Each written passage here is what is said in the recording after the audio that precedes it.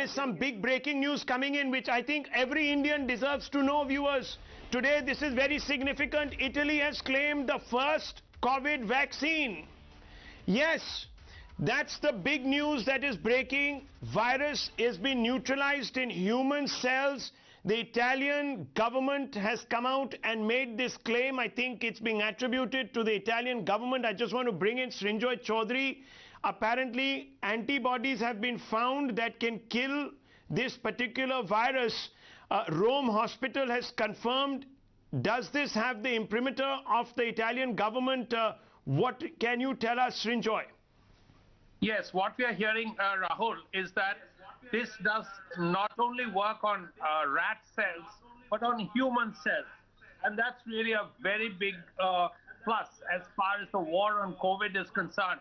Because if it works on human cells, this is the beginning of the end of the COVID menace. Whether it works out or not, finally, we do not know. But it certainly is a great step as far as... So you're saying that the virus has been neutralized in human cells. What is the science behind this? Can you quickly update? What is the science behind this? Is there some sort of a written copy that has come with this?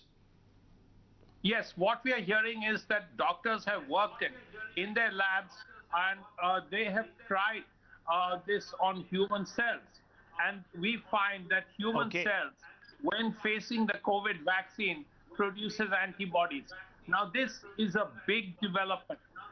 This is perhaps just a beginning, but it could lead to a lot in the future. Okay, well, according to the test carried out at Rome's infectious disease Spallanzani Hospital, an Italian corona vaccine has antibodies generated in mice that work on human cells. This is what the report is stating. Researchers in Rome's Lazzaro Spallanzani National Institute for Infectious Diseases said they found that the vaccine has neutralized the virus in human cells.